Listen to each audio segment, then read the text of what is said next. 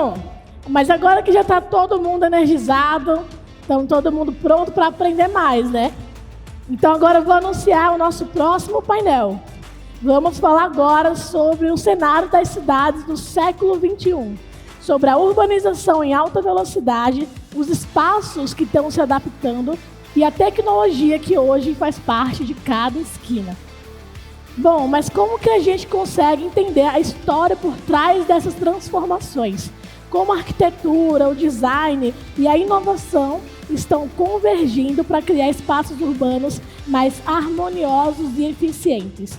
A gente vai agora desvendar esses tópicos, mergulhando em detalhes nos desafios do que realmente significa construir uma cidade inteligente, ou como a gente fala no Startupace, Smart Cities. Aquele termo em inglês, que tudo é inglês também, né? Bom, mas para traçar esse panorama conosco, eu quero convidar ao palco a Paula, o Anderson e o Igor.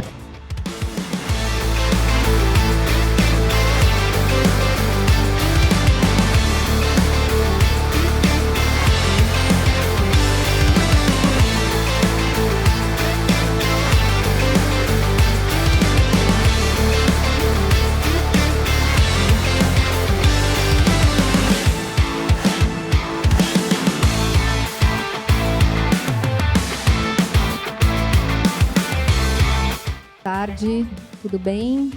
Bom, tenho certeza que vocês devem estar cheios de ideias aí com esse dia, com essa maratona, né, de inovação.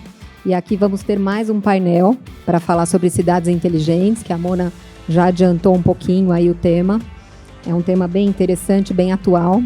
E a gente trouxe 2 panelistas para discorrer um pouco aqui sobre ideias, informações e insights sobre como a gente pode chegar, né, e transformar a construção através de tecnologia, de sustentabilidade e tudo que nos leva a ter Smart Cities, cidades inteligentes.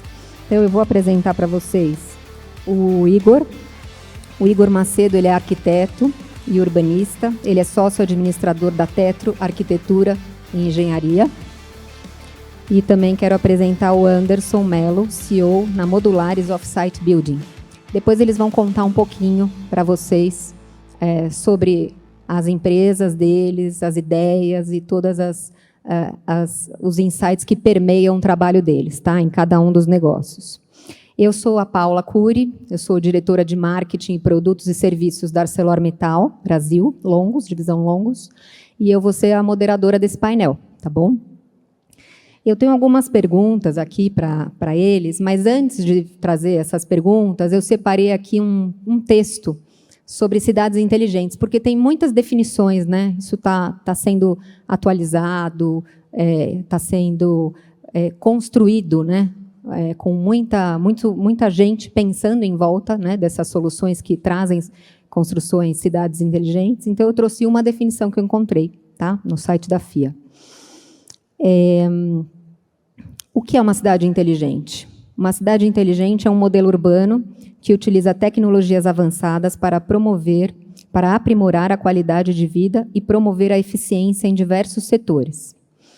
Essas cidades empregam infraestruturas inteligentes, conectividade e análise de dados para melhorar a gestão de recursos, mobilidade, segurança e sustentabilidade.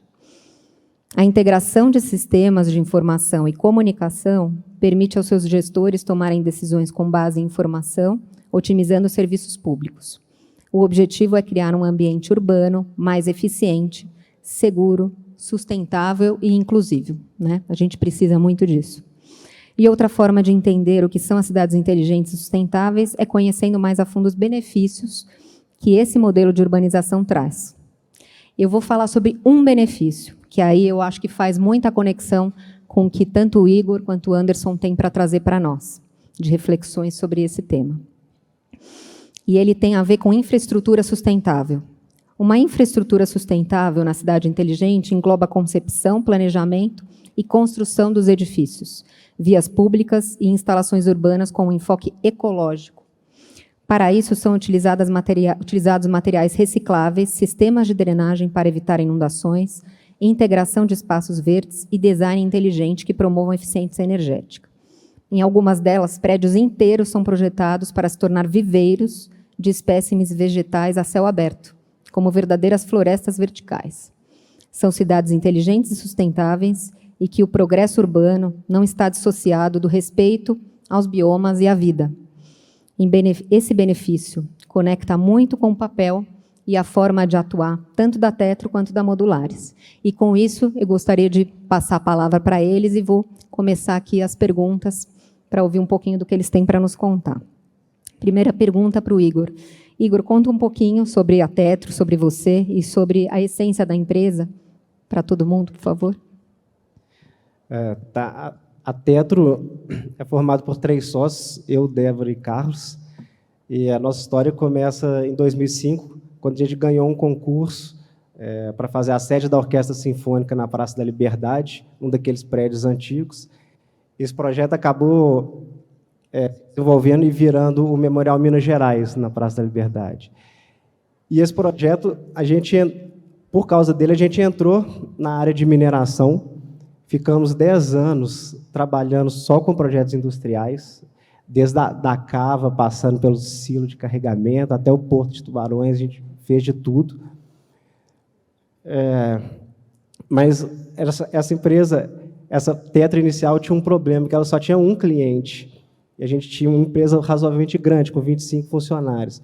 E, em 2014, uma grande crise atingiu esse nosso cliente, e todos os contratos foram cortados, todo mundo saiu da empresa, ficou só eu, Débora e Carlos.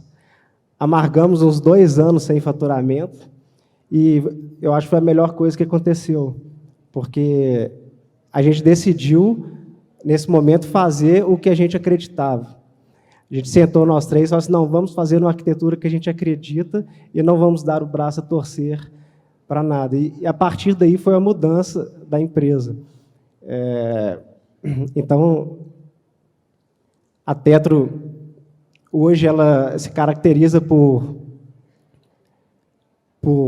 projetos ecologicamente corretos, e o que a gente quer como missão é fazer uma arquitetura em simbiose com a natureza, e não uma coisa, outra coisa.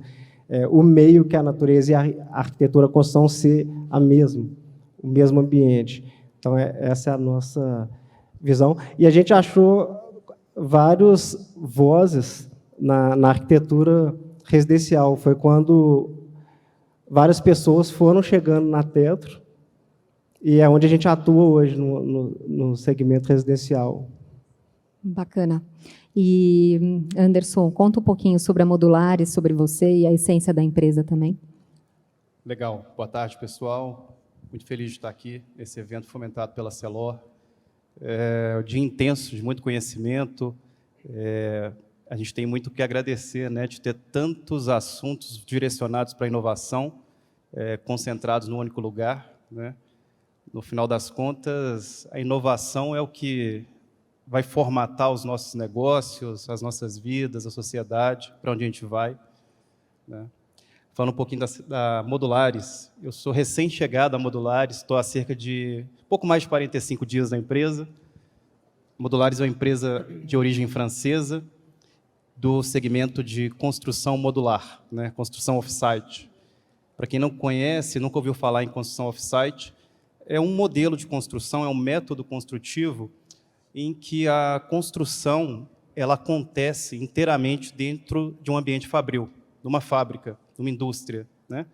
Seguindo aí os métodos, os processos e a padronização da indústria, né? Há cerca de 18 meses, né, a Celor e Modulares tiveram um período de colaboração técnica entre as empresas, né? Isso porque, né, na construção off-site, na construção modular, né, nós substituímos o concreto estrutural por aço, né? A gente consegue a nossa rigidez estrutural utilizando o aço, né? Então, tem uma sinergia interessante, legal entre as empresas. E após esse período de 18 meses, em dezembro de 2022, a Celor passou a integrar, né, como sócia da Modulares. Nós somos uma das startups investidas da ArcelorMittal, né? E é muito bacana ser membro de uma empresa que tem o DNA inovador, né? E perceber numa gigante do aço como a ArcelorMittal, uma área tão bem estruturada, tão robusta, com profissionais tão talentosos e competentes, né, para estar fomentando toda essa cadeia de inovação, né? Porque a gente não precisa de inovar sozinho dentro de casa, né? Eu acho que a inovação aberta ela traz resultados assim muito mais sólidos e rápidos para os negócios. Perfeito, Anderson, obrigada. Bom, agora eu vou fazer mais uma pergunta para o Igor. Igor, eu vejo que na Tetro vocês têm a sustentabilidade como um valor, né? Realmente faz parte do DNA de vocês. E também, pelos projetos que eu vi que vocês fazem, também deu para perceber que vocês usam soluções muito inovadoras na construção. E um projeto que me chamou a atenção foi o projeto A Casa Açucena, que vocês fizeram, com, não sei se eu posso dizer, né, zero interferência, mas, enfim, o mínimo de interferência possível na natureza, e, de uma maneira muito inteligente, conseguiram construir uma casa totalmente integrada, né, à floresta, ao ambiente que vocês construíram. Conta um pouquinho desse projeto, que é muito bacana, muito interessante. Então, bacana. Realmente, o que a gente quer é fazer diferença nesse meio da construção, e a gente acredita que é possível fazer uma arquitetura, fazer construção, sem que a natureza tenha que abrir espaço para isso. A gente acha que a gente tem que dar um jeito de coexistir, né? E a ecologia é tudo, somos nós humanos, os animais, os rios, os peixes, o vento, o sol, tudo que é existência faz parte da ecologia. E a gente não pode separar o humano da natureza, né? Então, essa Casa Açucena que você contou é uma casa inserida no meio da Mata Atlântica, aqui perto em Nova Lima, e é uma mata muito densa, com muito pouco espaço entre as árvores. E a gente decidiu que a gente não ia tirar nenhuma árvore para fazer essa casa. Então, a gente tinha pequenas clareiras onde a gente foi encaixando a casa entre as árvores, sem tirar nenhuma. E a casa é suspensa a 7 metros de altura para que não ocorra nenhum tipo de terraplanagem e nenhuma alteração do solo que iria acabar ocorrendo um corte de raiz, por exemplo, e matando uma árvore. Essa casa está suspensa lá em cima para não interferir na vida animal que acontece embaixo. É essa que está sendo mostrada aqui. Então, toda a vida que existia ali foi respeitada, desde os insetos, as aranhas, da vegetação rasteira, os veados que continuam passando aí embaixo. Ou seja, toda a vida é respeitada. E teve uma inovação interessante também, que toda a água de chuva que cai no terraço dessa casa, ela passa por tubos dentro das paredes e continua chovendo embaixo da casa. Então, assim, a casa não quer interferir nem no regime de chuva e na quantidade de água que cai no solo, né? É uma interferência mínima de não destruição, né? E, para que isso ocorra, a gente enfrentou desafios enormes. Só para dar um exemplo, a gente produziu um design sem vigas embaixo, com laje protendida, e esses pilares poderiam mudar de lugar sem atrapalhar o design da casa, porque a gente já sabia que poderia encontrar uma raiz de árvore, por exemplo, para fazer a fundação. E, nesse caso, não era a raiz que sairia, era a fundação que tinha que sair. Então, assim, o engenheiro calculista já sabia que ele teria que recalcular a casa de um dia para o outro, porque estavam máquinas da construtora lá. E isso, de fato, aconteceu. Em 20 e poucos pilares, 7 tiveram que mudar de lugar, e o engenheiro recalculou a casa 7 vezes de um dia para o outro, para a gente não cortar as raízes, né?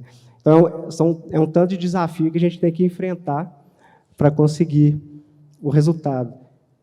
E, por fim, só para terminar falando dessa casa, depois que ela estava pronta, eu fui conversar com uma empresa de crédito de carbono para ver o que a gente poderia fazer, e eu foi um choque para mim, porque o que eles falaram foi o seguinte: não, você não precisa fazer crédito de carbono.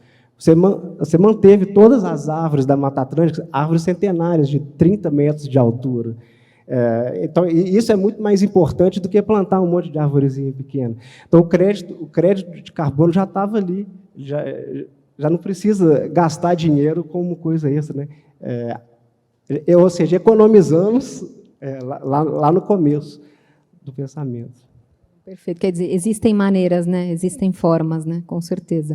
Tem que ter criatividade e inovação para isso. Anderson, eu li uma matéria na Exame que eu achei bem interessante e alarmante, né? Como a gente sabe, né? O efeito da emissão, né? Do efeito estufa, né? Ela está realmente cada vez mais séria.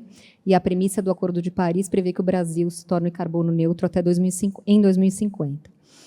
E tem um estudo, foi feito pela seguradora Swiss Re, que, para atingir essa meta, governos e empresas terão que investir 271 trilhões de dólares, quase 3 vezes o PIB mundial. No estudo, a construção civil representa 25% desse número. Então, na construção civil, nós temos muito o que fazer, né, daqui para frente. E eu acredito muito que, para atingir uma meta, a gente precisa de disciplina, planejamento e inovação. Que eu também vejo muito presente na construção modular. Então, eu queria saber como que a construção modular contribui com a sustentabilidade. Legal. A construção modular ela traz inúmeros benefícios, né, quando a gente compara com o sistema tradicional, né, da construção civil. Por ser um método novo, inovador, com muita tecnologia, com um viés e buscando objetivos diferentes, né?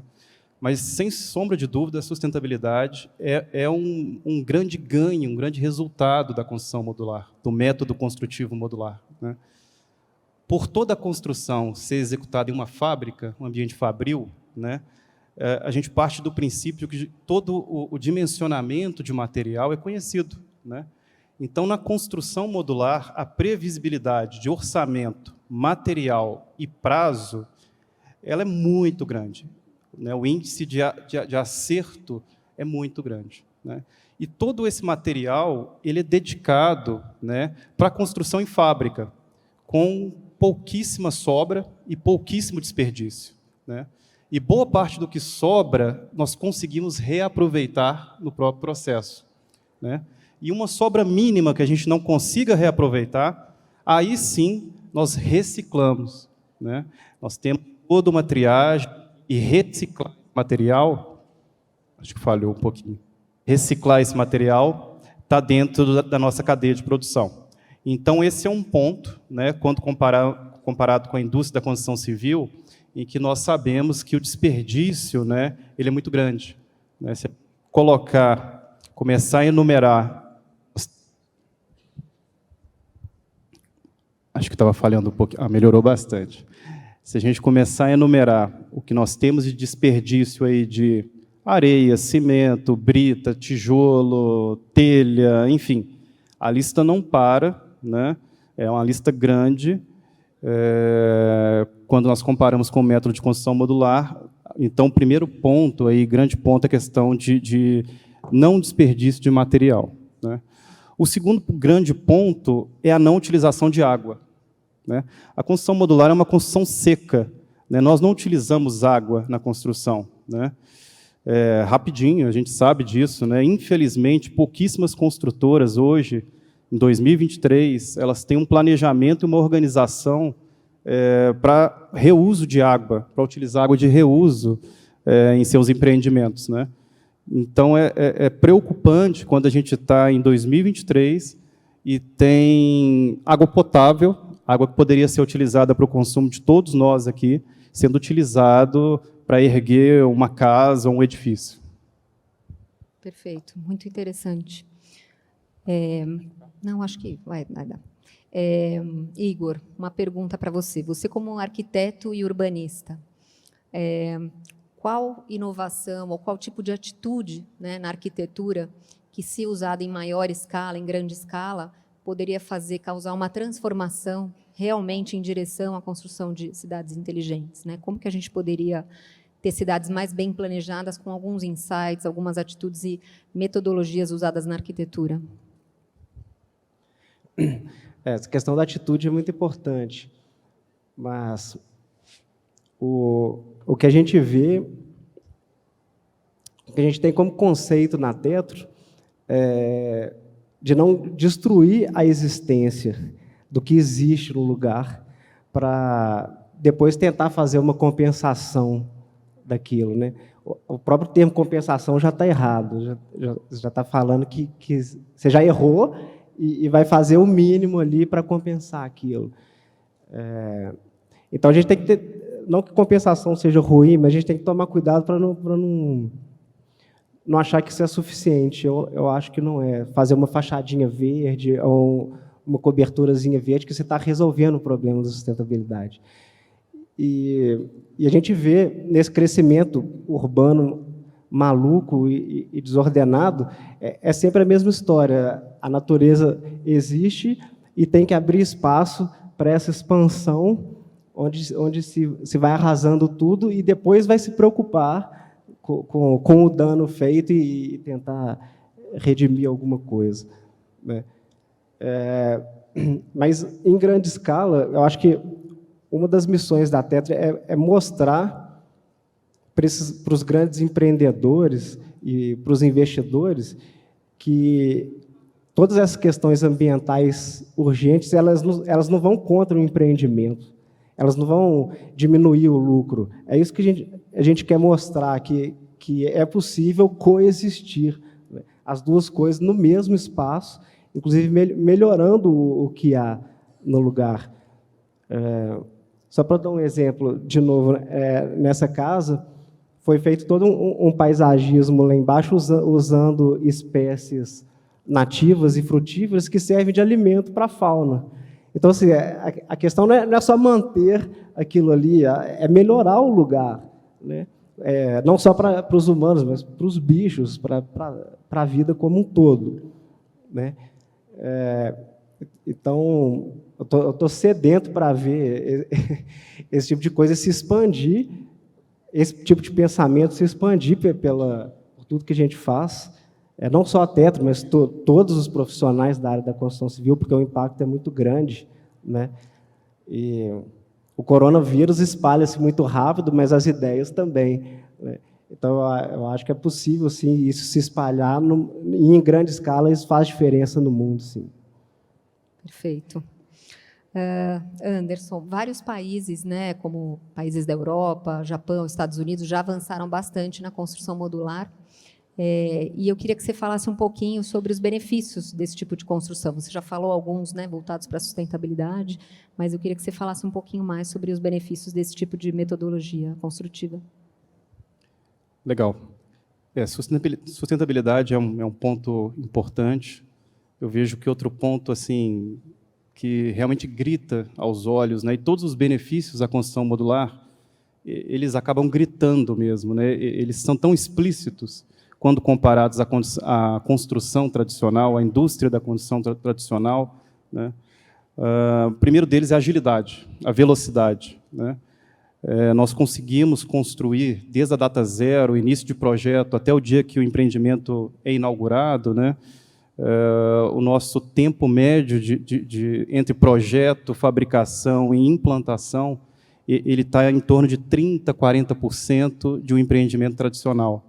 Ou seja, um projeto que vai ser construído no método tradicional, em alvenaria, se a gente tem uma estimativa de 12 meses para implantação, com alguma coisa em torno de 3, 4 meses, com o método construtivo modular, a gente tem isso implantado, né? Outro ponto interessantíssimo, né, é a questão da versatilidade e da escalabilidade. Como que nós conseguimos escalar esse modelo, né? Contando rapidinho um case de sucesso, a Cacau Show, né, chocolates. Nós temos uma história com a Cacau Show de uma loja piloto, uma loja modelo, né, para os franqueados. Nós já ultrapassamos 700 lojas no Brasil, né?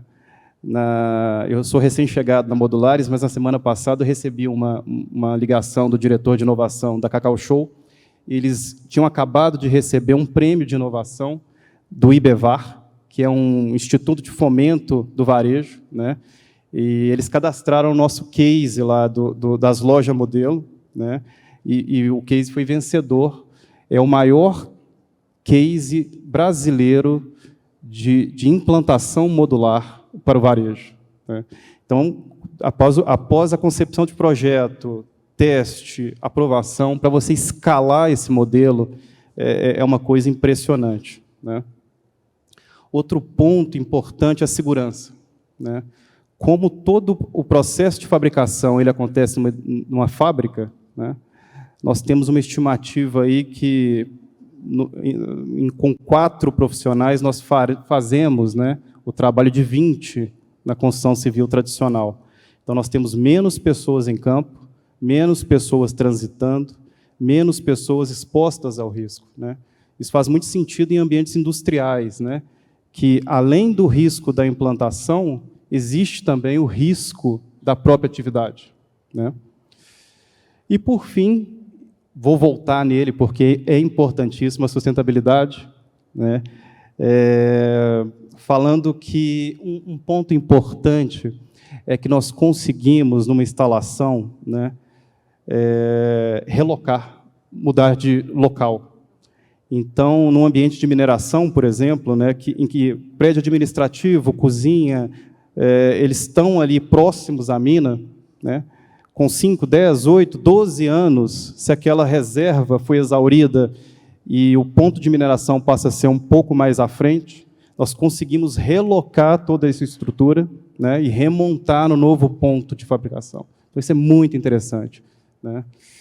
E, por último, ainda dentro de sustentabilidade, que é muito legal, no fim das contas, 30, 40 anos depois, a gente consegue, se a estrutura modular realmente chegou no fim da vida útil, a gente consegue reciclar boa parte disso, porque toda a parte estrutural é de aço.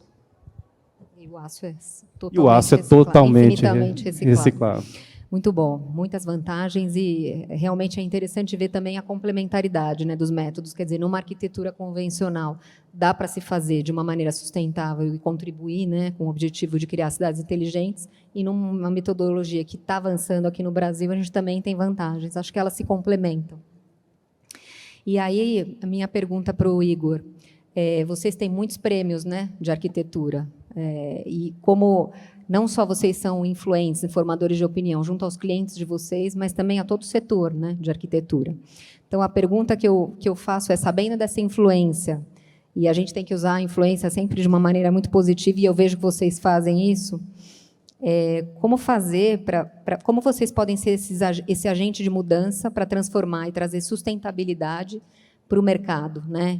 Então, tendo a premissa, né, da sustentabilidade dentro das cidades inteligentes, como que você pode atuar no mindset das pessoas para que elas tenham, né, sejam assim realmente picadinhas pelo bichinho, né, da sustentabilidade e realmente mudar a maneira de pensar?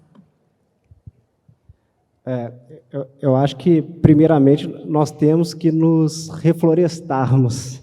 Sabe? A gente vive sobre o manto europeu que chegaram aqui em 1500, que é tentar se proteger da natureza, né? Chegar a fazer um muro em volta com medo do desconhecido, né? Do que tem dentro daquela floresta, sendo que os povos originários eles eram a floresta, né? Eles não eram separados, era tudo uma coisa só. Então, primeiro, ter esse senso de nos reflorestarmos. Eu vejo uns absurdos assim acontecendo ainda hoje, como pessoas que cimentam o quintal de casa, ou cortam uma árvore porque está caindo folha e sujando. Folha não é sujeira, folha é folha, sabe? Faz parte da vida, né? Vejo absurdos, por exemplo, em casas de alto padrão, pessoas que importam pedra da Itália. Olha que loucura logística, você sair pegar um navio, provavelmente chinês, ir lá na Itália buscar pedra para cruzar o oceano para chegar no Brasil. Sendo que aqui tem muitas pedras, inclusive nas cabeças. Então, me perdi um pouco aqui. que a sua pergunta é longa também. Como que a gente pode influenciar, né, para que as pessoas realmente tenham esse mindset de sustentabilidade na construção civil?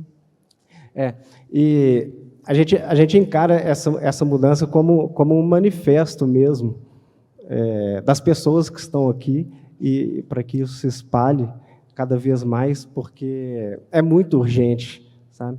Eu falei primeiro em reflorestar, né? E segundamente perder as esperanças, porque não dá para ficar esperando que as coisas vão mudar no futuro. A gente já vai entregar um planeta pior para os nossos filhos, isso é fato. Mas se a gente não fizer algo agora, a gente vai entregar um planeta hostil, né, que está promovendo a sexta extinção em massa da espécie. Então não dá para ter esperança, sabe? Todo mundo tem que mudar agora. E não adianta você fazer seu lixinho reciclado ou comer menos carne. Tem que ser uma coisa muito mais ampla, principalmente no âmbito profissional e não só do pessoal, né? Vocês, como profissionais, todo mundo tem que agir localmente, pensando globalmente. Perfeito. E eu acho que fica um convite, né, para todo mundo. Olha, tá vendo? Acho que muita gente já aceitou o convite aqui para transformar, né? Acho que isso é bacana, porque tenho certeza que isso inspira, né? São ideias, são projetos, mas tudo vem a partir, claro, de uma vontade de fazer, vontade de transformar, criatividade, pensar junto. Todo mundo aqui tem esse poder, né? Então, eu acho que... Eu queria, inclusive, agradecer esse convite por falar aqui. A gente é totalmente disponível para esse tipo de fala, que é o que a gente quer. A gente encara isso aqui como parte do nosso trabalho, né? Sempre está falando, sempre está fazendo palestras em universidades, porque as ideias têm que circular rápido. Compartilhar. E aí eu agradeço enormemente. Nós que agradecemos. E a última pergunta que eu faço para você, Anderson, é sobre produtividade. A gente sabe que no Brasil a gente tem um desafio enorme, né, em relação à produtividade, e eu vejo que na construção modular a produtividade, a tecnologia andam muito juntas, né? Então, que tipo de... como que você vê, né, a construção modular trazendo essa produtividade, essa tecnologia para as cidades inteligentes? Legal. Antes, só... pegar um gancho na resposta do Igor, é muito interessante, como a construção modular também, né? Ele falou de se complementar. Eu vejo esse caminho de um método complementando o outro, né? E a gente passa a ter um outro resultado, né? Porque hoje a nossa construção ela está basicamente baseada na alvenaria, né? No tradicional. E esses novos métodos construtivos, né, aliados com o que nós já temos, vão proporcionar um resultado assim, muito interessante, muito mais sustentável, mais limpo, né? Acho que o caminho é esse, né? Substituir de uma vez, eu acho que é uma mudança muito brusca, né? Agora, buscar essa complementação entre os métodos é sensacional. E sobre produtividade, nós sabemos que o ambiente da construção civil é um ambiente muito severo, muito duro, né? E a gente já tem um déficit de mão de obra, né, com relação a isso, porque é um ambiente que ele não é atrativo para o jovem, né, para as novas gerações. Ao contrário aí do ambiente de construção modular, que é um ambiente que demanda técnica, né, e que isso já traz uma atratividade maior, né, um preparo do profissional, né, e, inclusive, remuneração, né. E o próprio método ele proporciona, por ele ser um método rápido, né, um payback, um retorno do investidor muito rápido, né. Então, a gente consegue aliar uma entrega rápida com uma recuperação de investimento. Perfeito. Eu acho que o déficit de mão de obra, né, a qualificação de mão de obra são desafios enormes, né, no Brasil, e também ver que a gente tem metodologias inovadoras na construção civil, como essa, e também as novas formas de fazer, né, dentro de um conceito mais sustentável, também atrai mão de obra, né? E aí a gente começa a reinventar, né, Quer dizer, você atrai a mão de obra para um setor e reinventa, e renova, e traz novas possibilidades. Também acho que tem aí um outro debate, talvez para um outro painel, que a gente possa trazer depois. Mas o nosso tempo acabou. Eu gostaria de agradecer a todos. Bom, agradecer a nossa plateia, que passou um dia aqui de inovação, um dia de muita troca, e espero que possamos, né, que eles possam, e todos os outros painéis tenham inspirado vocês, né, para trazer novas ideias nas suas vidas, nas suas empresas, no seu dia a dia. Agradecer Igor, agradecer Anderson pela troca, pelas palavras, pela disponibilidade, por trazer um pouco mais de conhecimento e ideias para nós. Obrigada. Obrigado.